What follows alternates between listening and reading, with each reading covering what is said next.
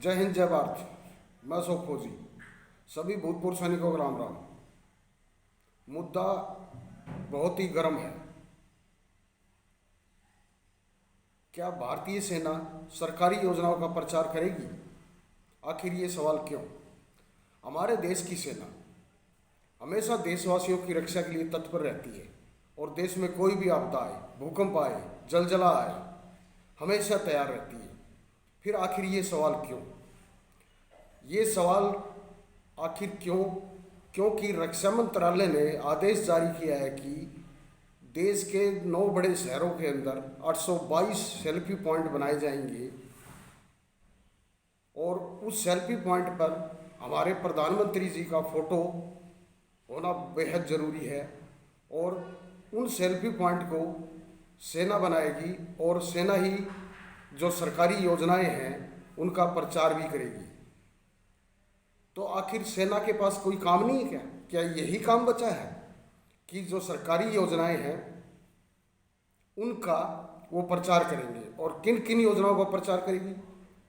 जैसे नारी सशक्तिकरण, उज्ज्वला योजना, स्वच्छ Bharat, national new pension scheme जो आई है उसका, दीनदयाल ग्राम ज्योति योजना का,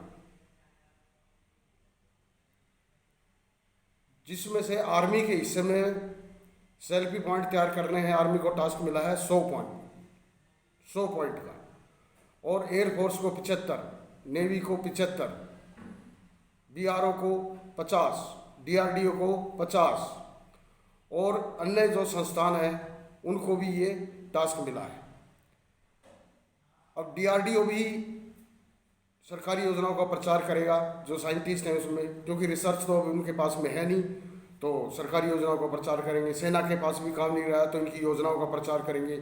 क्या मोदी सरकार के पास में या भारत सरकार के पास में ये जो टीवी चैनल हैं ये कम पड़ गए हैं क्या? या आपके कार्यकर्ता हैं, आपके पब्लिक रिलेशन ऑफिस हैं, वो कम है क्या जो इस काम के लिए भी आप सेना का इस्तेमाल कर रहे हो? ये बड़े ही शर्म की बात है। पूर्व सैनिकों को तो आप लोगों ने रोड के ऊपर बैठा के रखा हुआ है, उनके हक नहीं दिए जा रहे। जो सर्विंग पर्सन है उनको भी आपने अपने प्रचार में लगा दिया है। श्रीमान जी, मैं ये कहना चाहता हूं कि प्रचार करने से आपका काम नहीं दिखेगा, आपका काम करने से दिखेगा। और सबसे बड़ी हद तो ये होगी कि अभी आदेश भी ये मिल गया है कि जो सेना का जवान छुट्टी जाएगा घर पे, वो भी वहां पे जाके प्रचार करेगा। अब वो साल में 2 महीने की उसे छुट्टी मिलती है तो वो जाके आपकी सरकारी योजनाओं का प्रचार करेगा अपने घर में, अपने बीवी को ना देखे, अपने बच्चों को ना देखे, अपने बूढ़े माता पिता को ना देखे, अपनी रिश्तेदारियों को ना दिखे, आपकी सरकारी योजनाओं का वहाँ पे वो प्रचार करे। अरे सेना के पास यही काम है क्या? लगभग 15,000 किलोमीटर की सीमा है, उसकी निगरानी करनी है। 7,500 तकरीबन समुद्री सीमा है, 3500 तटीय गांव हैं जिनकी रक्षा करनी है, 1500 द्वीप हैं और बंदरगाहें हैं, और न जाने अलग अलग सेना के पास में चैलेंजेस हैं।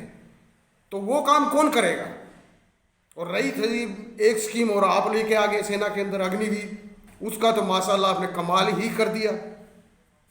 तो आखिर ये कौन सा तरीका है? क्या मैं कह रहा हूं सरकार इतनी आज तक सेना को राजनीति में न घसीटा जाए। सेना देश की सीमाओं के लिए प्रतिबद्ध है, या देश के अंदर कोई आपातकालीन हो जाए, आपदा आ जाए, भूकंप आ जाए, जलजला आ जाए, उसके लिए सेना है, न कि आपकी सरकारी योजनाओं का प्रचार करेगी। अरे सुबह जवान 4 बजे उठता है, रात के 11 बजे उसका बेल्ट खुलता है, वो आपका प्रचार करेगा क्या? कितने शर्म की बात है। वो अपने काम कब करेगा? अपनी ट्रेनिंग कब करेगा? बस वहां पे आप बिजी कर दीजिए। मैं खासकर ये कहना चाहता हूं जो सेना के अंदर एक ये पद आया है ना, सीडीएस लेके आए, ये अच्छा है, लेकिन मैं सीडीएस साहब से भी ये कहना चाहता हूं कि श्रीमान जी, आप बोलते क्यों नहीं? आप चुप क्यों हैं? आपको और क्या चाहिए इससे ज्यादा? बस एक छोटा सा लालच दीजिए कि सीडीएस के पद पे आपको बैठा दिया, आप बिल्कुल बंद हो गए हैं। बिल्कुल आखिर क्यों? सेना का काम नहीं है ये। सेना का जो काम है आप वो बताइए। एक बार 70 के दशक को याद कीजिए, श्रीमती इंदिरा गांधी प्रधानमंत्री थी और बंसी लाल रक्षा मंत्री थे, जो जनरल रैना साहब थे, तो रक्षा मंत्री जी ने मदद मांगी थी कि सेना टेंट लगाए और पानी पिलाए, तो उनको क्लियर मना कर दिया था कि ये सेना का काम नहीं है और बिल्कुल नहीं है, होना भी नहीं चाहिए। इस काम के लिए देश की सेना नहीं है। सेना को बिल्कुल खिलौना बना के रख दिया है। बड़े शर्म के साथ मुझे कहना पड़ रहा है। क्या असर पड़ेगा सैनिकों के ऊपर? अब आपको नहीं दिख रहा? किसी पार्टी की सेना गुलाम नहीं है, न थी, न है, न होगी। लेकिन अपनी राजनीति चमकाने के चक्कर में ये कौन सा तरीका है भाई? पूर्व सैनिकों को आपने रोड पे बैठा के रखा हुआ है। एक ये काम भी दे दो ना, उस भी अपने कार्यकर्ताओं को बता दो, अपनी मीडिया को बता दो, जो चैनल है उनको बता दो कि 250-250 दिन हो गए आज जंतर मंतर पे सैनिक बैठे हुए, कितने ज्ञापन दे चुके, कितनी रैलियां कर चुके, आपको तो बिल्कुल सुना ही नहीं, अंधे बन गए बिल्कुल आप अपनी राजनीति चमकाने के लिए जो सर्विंग पर्सन है उनको भी इस्तेमाल कर रहे हो।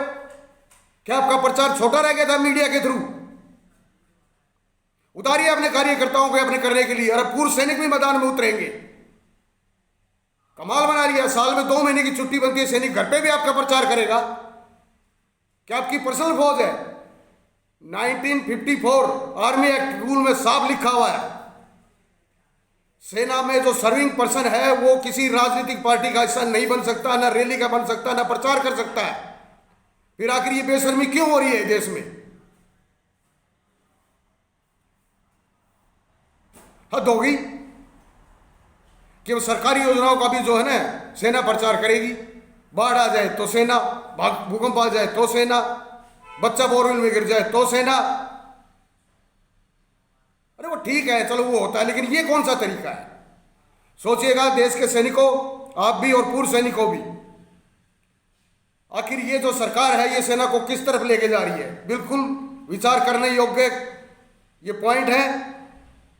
तो आप सोचिएगा और समय आने पर जवाब भी दीजिएगा। जय हिंद, जय भारत। स्वस्थ रहें, मस्त रहें, सावधान रहें और अफवाहों से दूर रहें।